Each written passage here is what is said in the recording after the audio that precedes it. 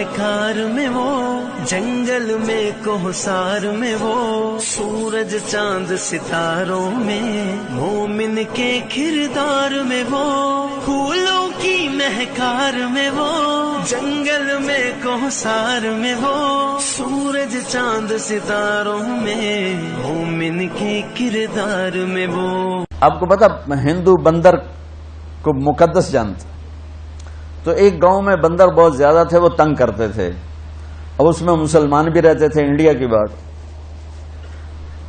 تو مسلمانوں نے نا ان سے جان چھڑانے کا طریقہ ڈھونڈا، انہیں آٹے میں زہر ملا کے روٹیاں پکا کے چھت پہ ڈال دیں۔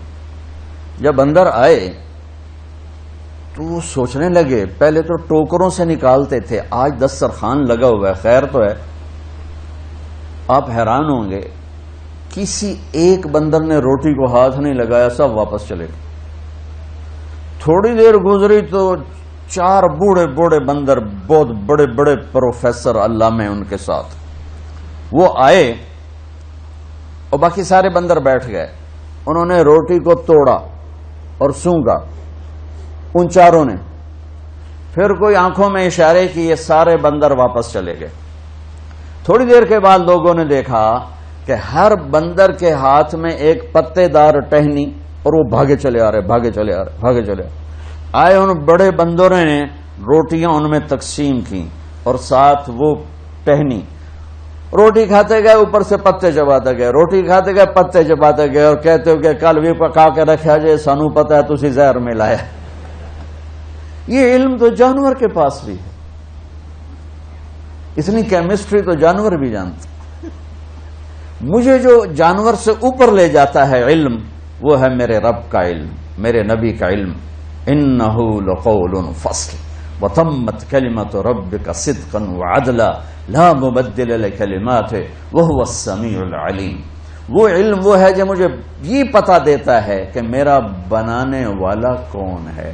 اب لاکھوں کتابیں پڑھ لو، اب اس چھوٹے سے سوال کا جواب نہیں ڈھونڈ سکتے، مجھے کس نے پیدا کیا، میرا بنانے والا کون؟ اور میرے رب کا قرآن پہلے سطر میں کہتا ہے الحمدللہ رب العالمین، پہلی سطر میں تعارف کراتا ہے کہ کائنات کا رب اللہ، زمینوں کا رب اللہ، ہواؤں کا رب اللہ، آسمانوں کا رب اللہ، رب السماوات والارض، زمین آسمان، مشرق اور مغرب کا رب اللہ، رب المشرق والمغرب لا الہ الا ہوا فاتخذہ وکیلا، مشرقین مغربین کا رب اللہ۔ یہ علم کامل ہے، یہ علم راسخ ہے، اس علم کو چیلنج نہیں کیا جا سکتا۔ اللہ تعالیٰ پوری دنیا کے علم کو کہتا ہے هل عندکم من علم فتخرجوہ لنا، جو علم تمہارے پاس ہے اس علم کو تیرا رب جب چاہے بدل دے، جب چاہے اس کو کھوٹا کر دے۔ ساری دنیا کا علم متفق ہے، آگ جلاتی ہے، ابراہیم علیہ السلام 40 دن آگ میں بیٹھے ہوئے ہیں، سب سے بہترین دن زندگی کے، جب آگ نے جلایا کیوں نہیں، آگ نے بھسم کیوں نہیں کیا، آگ نے راکھ کیوں نہیں بنایا؟ اللہ نے ہمارے علم کو یوں کاٹا پھیر دیا، قلنا یا نار کونی بردن والسلاما، اے آگ ٹھنڈی ہو جا۔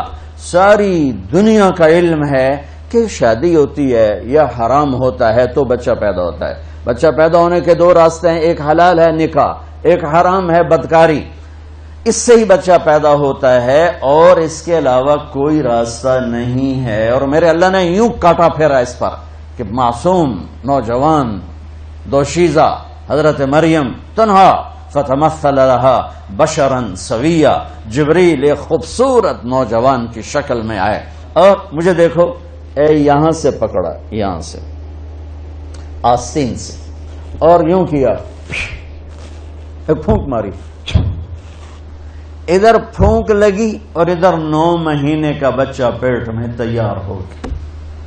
اللہ نے ہزاروں سال کی انسانی تجربہ گاہوں کو یوں زیرو کر کے دکھا دیا کہ فعال لما یرید، تیرا رب جو چاہے کر کے دکھا دے۔ میرے عزیزو، اپنے علم پر بھی محنت کرنا ہے کہ ہماری ڈگری لینے لوگ یہاں آئیں۔ آپ نہ فخر سے کہو کہ میں ہارورڈ جا رہا ہوں اور کیمبرج جا رہا ہوں اور آکسفورڈ جا رہا ہوں، وہاں کے لوگ بفخر سے کہیں باہریا جا رہے ہیں ہم، اور اس کے ساتھ وہ علم جو مجھے میری زندگی کا مقصد سمجھائے کہ بچوں اپنے اللہ کو پہچانو کہ میرا خالق میرا اللہ ہے، لا الہ الا اللہ، مجھے اس کی مان کے چلنا ہے۔